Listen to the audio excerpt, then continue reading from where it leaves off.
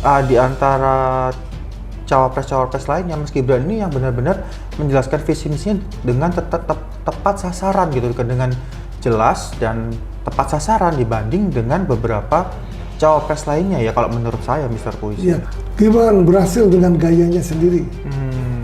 Nah itu, jadi dia bilang bahwa underestimate mengenai Gibran terbantahkan. Waduh, visi dan di sosial media semua surprise dengan penampilan Mas Gibran. Kira-kira Pak Prabowo menang 1 putaran apa 2 putaran?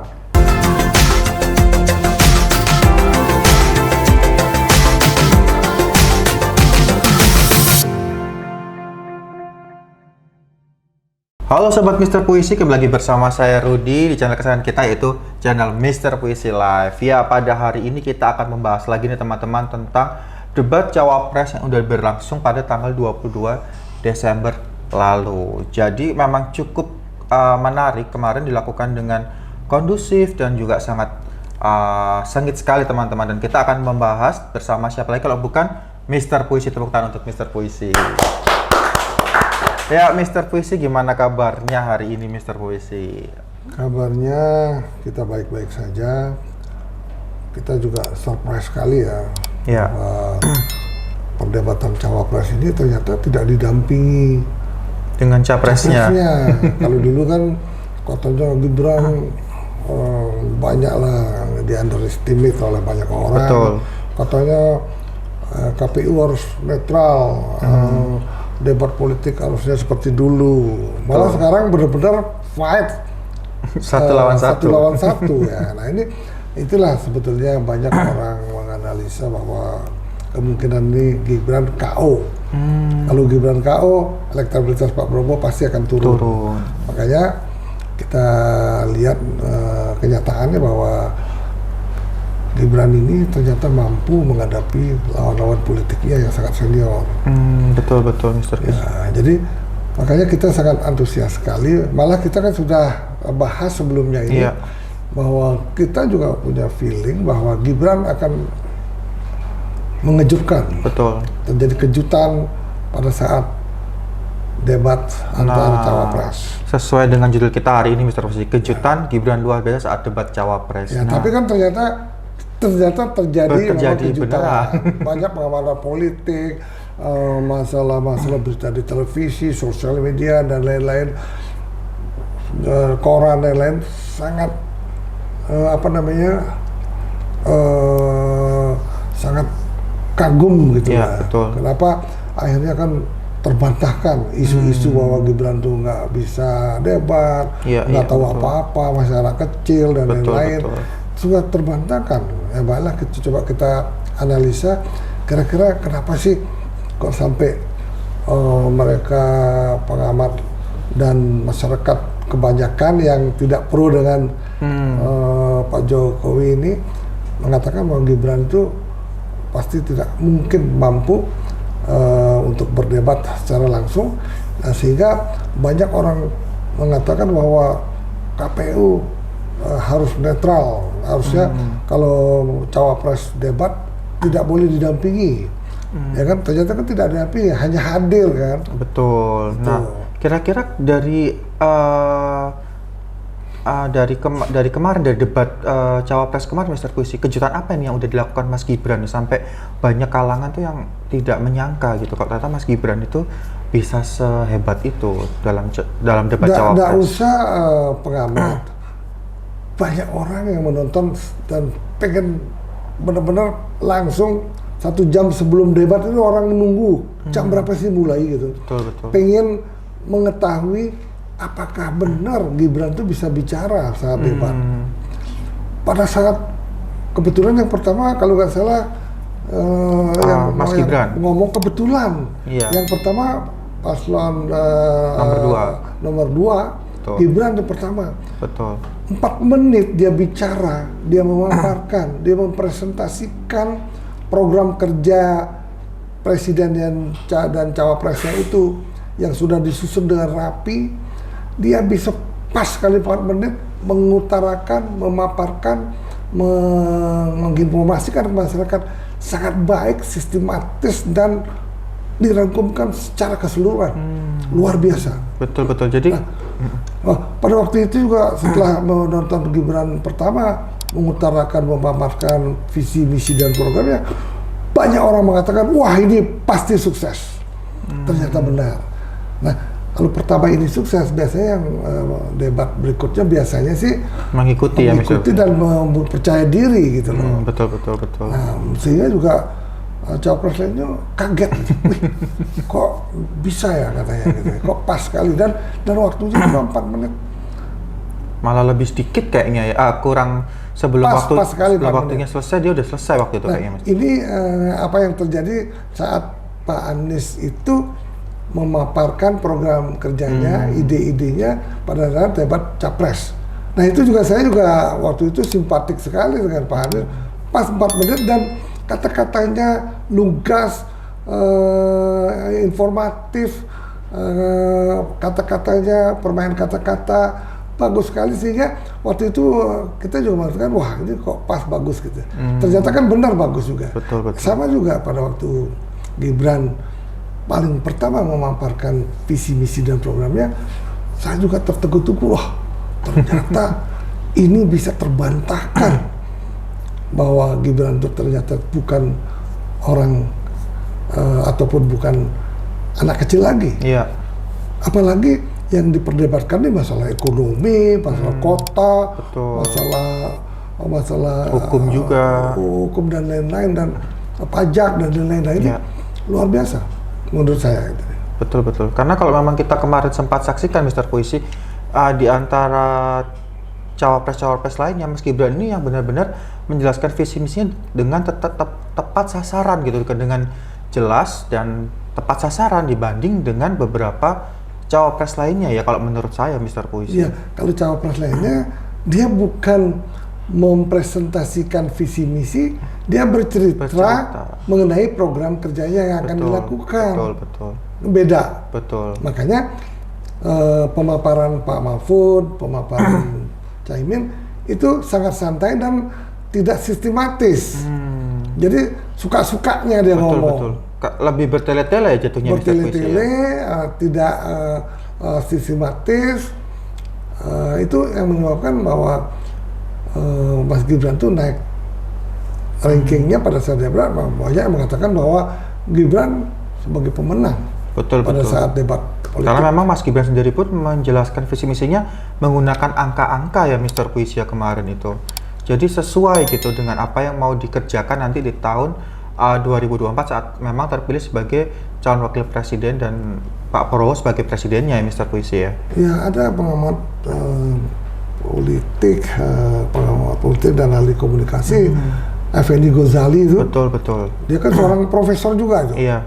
Profesor Effendi Ghazali itu kan memang sangat kritis dan tidak memihak kiri kanan kalau nggak salah. Iya. Dia mengatakan bahwa Gibran berhasil dengan gayanya sendiri.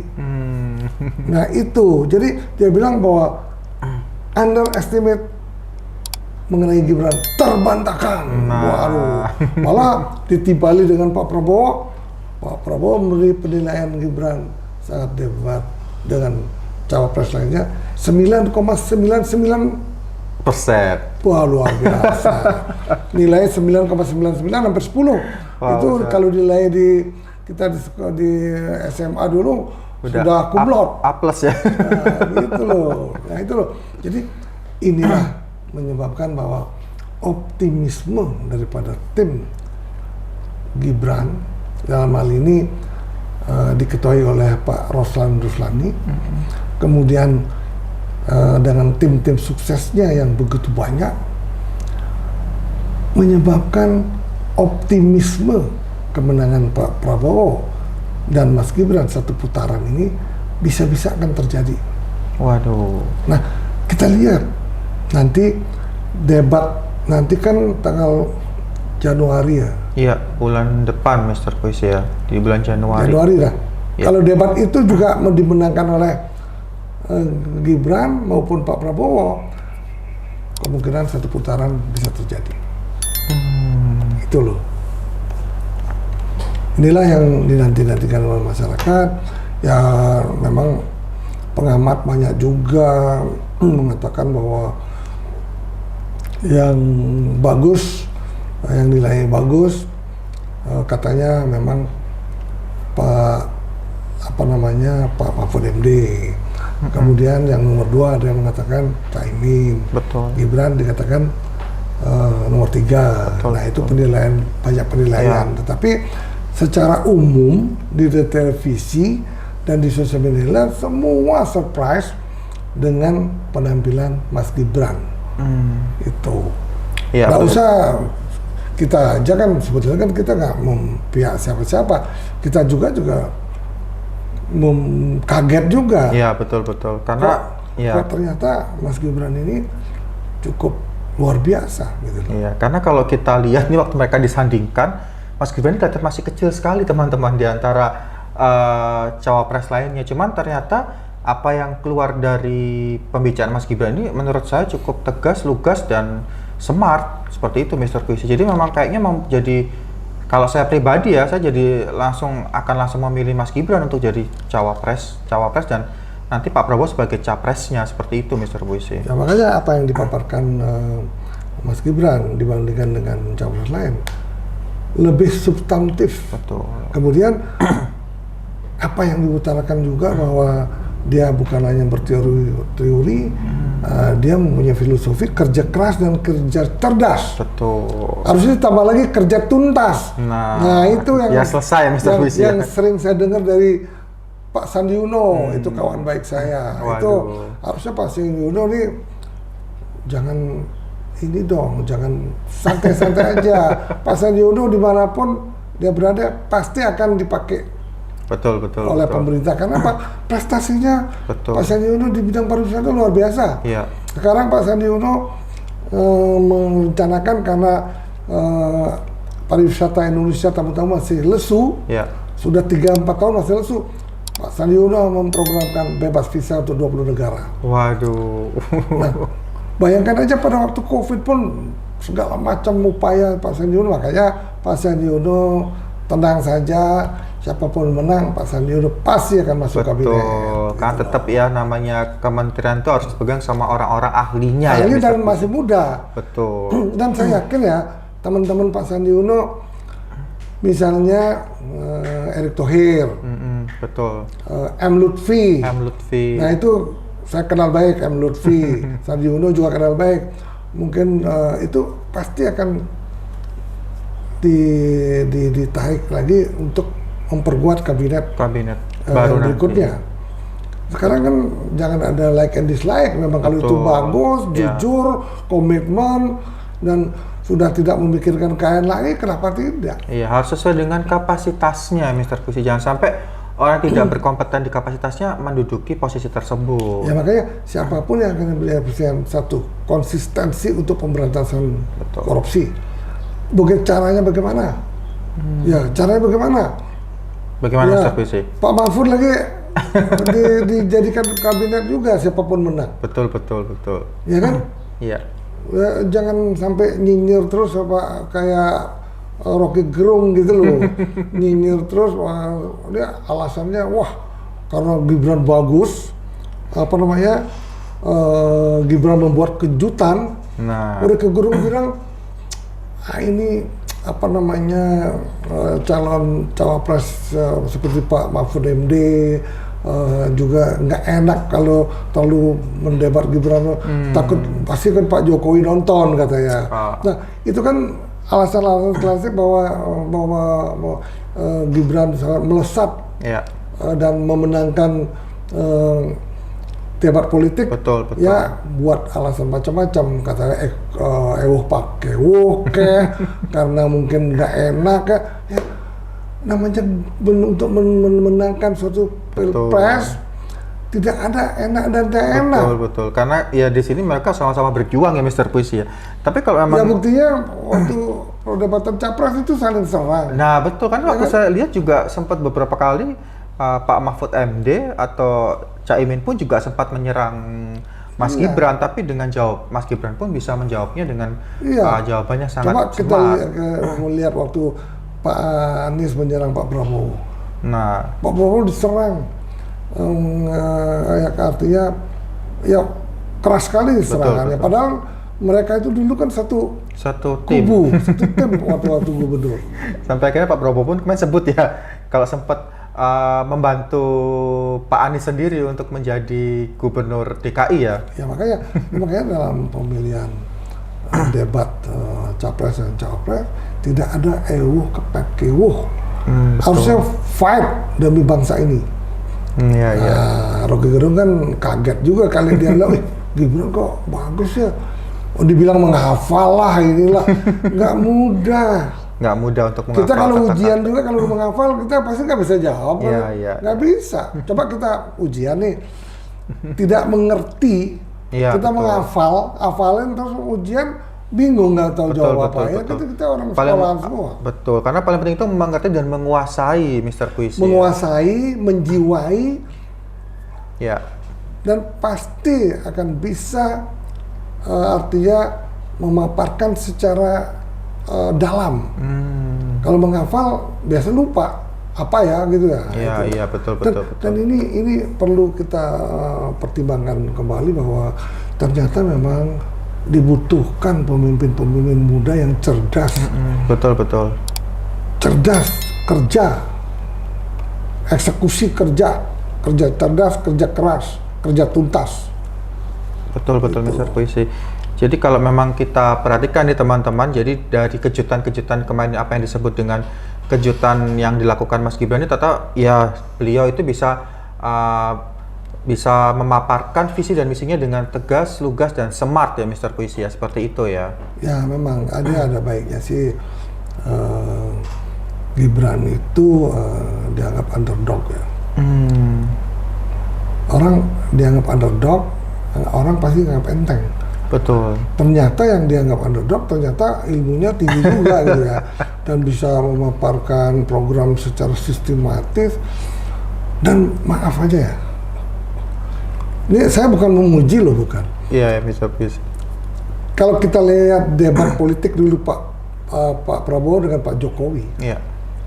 Terus kita bandingkan debat politik antara Mas Gibran dengan cawapres lainnya, lebih hebat Mas Gibran bila dibandingkan dengan Pak Jokowi. Iya. Saya bukan membanggakan anaknya Pak Jokowi, enggak, lebih cara mengutarakan sesuatu yang sistematis, tidak terlalu emosi juga, tidak banyak berteriak-teriak. Waktu Pak Jokowi kan keras sekali ya, artinya justru substansinya bisa berkurang kalau kita terlalu emosi. Bukan saya mengecilkan Pak Jokowi, bukan. Kalau kita bandingkan debat politik apa yang dibangun oleh Mas Gibran, kalau dibandingkan dengan Pak Jokowi, penampilan Mas Gibran lebih hebat daripada bapaknya. Betul. Benar apa enggak? Coba kira-kira. Betul, menurut saya itu emang iya, karena kalau saya lihat kemarin Mas Gibran benar-benar menyampaikan semua itu sistematis sesuai dengan data yang ada, dan itu yang kemarin bukan nggak disampaikan dengan cawapres lain, tapi cawapres lain sedikit menggunakan dengan data-data yang ada, seperti itu Mr. Puisi. Ya makanya kira-kira gimana menurut Anda Gibran bisa jadi cawapres nggak? Kalau saya 100% karena sudah melihat Mas Gibran kemarin, saya akan pilih Mas Gibran, udah pasti. Coba kita tebak-tebakan, kira-kira Pak Prabowo menang 1 putaran apa 2 putaran? Kayaknya saya yakin 1 kali putaran, Mr. Puisi. Kalau saya yakin 1 kali putaran apabila debat capres dan cawapres pada saat pertengahan Januari. Tanggal 7 ya kayaknya, tanggal 7 Januari Mr. Puisi. 7 dan 21 terakhir tanggal berapa? Tanggal 21 Januari kalau 21, iya. Nah, apabila debat politik pada pertengahan atau akhir Januari ini dimenangkan oleh pasangan Prabowo dan Gibran, bisa 1 putaran. Waduh. Coba kita lihat sekarang di survei Kompas. Iya, betul. Ya, sudah dikatakan bahwa debat politik cawapres ini sudah bisa menggeser kurang lebih 11% pemilihnya. Nah, itu yang kita nantikan. Nanti yang kita nantikan survei daripada Kompas. Kira-kira benar nggak 11% ini sudah beralih ke Pak Prabowo dan Mas Gibran. Misalnya gitu loh. Siap-siap ya teman-teman, tadi udah kita bahas nih tentang kenapa sih Mas Gibran ini bisa, apa sih yang dimaksud dengan Mas Gibran ini memberikan kejutan pada debat cawapres kemarin, dan udah dijelaskan oleh Mr. Puisi, dan kita tepuk tangan dulu untuk Mr. Puisi teman-teman. Ya Mr. Puisi, terima kasih untuk waktunya pada hari ini udah bersama kita untuk saling bertukar pikiran dan bertukar cerita nih teman-teman. Jadi buat teman-teman lainnya, jangan lupa nih untuk tunggu juga judul-judul kami berikutnya, dan nanti kita akan datang dengan judul-judul lainnya yang lebih seru lagi. Dan jangan lupa untuk selalu like, komen, dan subscribe, dan jangan lupa juga untuk follow IG Mr. Puisi di bawah ini. Sampai jumpa teman-teman.